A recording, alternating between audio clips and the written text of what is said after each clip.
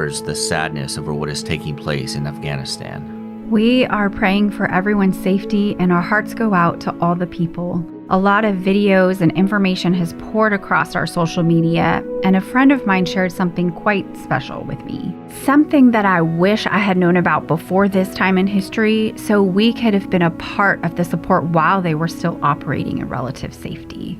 She shared a video from Sergeant Penn Farthing, the founder of Nowzad, a charity organization that helps relieve the suffering of animals in Afghanistan. We want to be clear that we're not making a political statement, and we are certainly not saying that animal lives should be valued over the lives of people. We just want to take a moment to share some light in this dark time, an opportunity for animal lovers to connect and provide support for other animal lovers. Right. And Nowzad rescues companion animals and working equines, primarily donkeys, stray and abandoned dogs and cats, and all other animals in need of care in Afghanistan. Here is the story of how Nowzad came to be.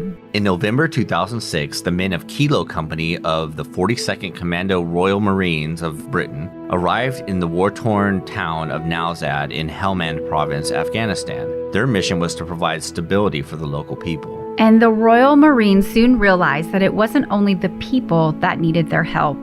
Many stray dogs that roamed the town of Nowzad were in need of a guardian, and they found one in the form of Royal Marine Sergeant Penn Farthing. After breaking up an organized dogfight that was taking place outside their remote compound, one of these fighting dogs befriended Penn. The Royal Marine Sergeant couldn't say no to those big, sad eyes, and the dog received his first ever name, Nowzad. Nowzad became the sergeant's battle buddy. The charity and their works grew from there. The Nowzad charity has reunited over 1,600 soldiers with the dogs and cats that the soldiers rescued and bonded with on the front lines in Afghanistan. Nowzad also managed a dog shelter where they looked after over 140 dogs, along with a cat shelter with over 40 cats, supported by a modern veterinarian clinic staffed by a team of 24 Afghan nationals, including Afghanistan's first female veterinarians. Wow. Yeah. The team delivered care and attention to animals in distress.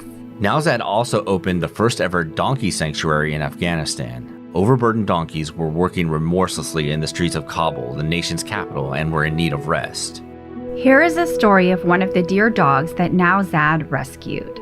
During their first lockdown, they received a call from the U.S. Embassy in Kabul, and they had found a dog wandering the grounds with severe trauma wound to one of her eyes. The team was dispatched, and they picked up a ragged-looking dog and brought it back to the Nowzad clinic. Sadly, the injury to the eye was too severe for them to be able to treat, and she became a one-eyed dog.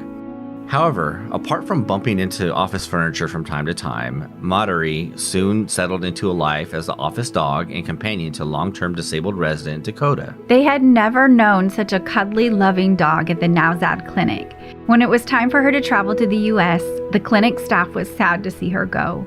They truly missed her in the Nowzad office, but we're super happy that Madari has found her forever home. From Casey, Madari's forever adopter, the pretty Madari is doing amazing. She has settled in with our 2 other dogs and is officially part of the pack. She now sleeps in the bed with the rest of us, loves car rides, and her favorite activity is visiting to play with my parents' 10-week-old puppy. She's taking tons of new experiences in stride, and we are so proud of her. This organization has done incredible things for dogs and animals of all kinds in Afghanistan. Now they find themselves in an even more dangerous situation.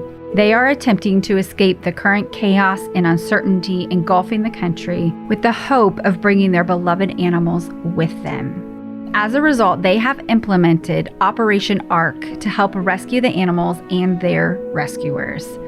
Through Operation ARC, they have officially received enough funds to charter a plane out of Afghanistan. And this is a large cargo plane with a lot of cargo space for the animals, where it's unsafe for humans to ride, and then a large cabin space with lots of room for lots of humans, more than the organization themselves has, so they can bring more people to safety. Yes.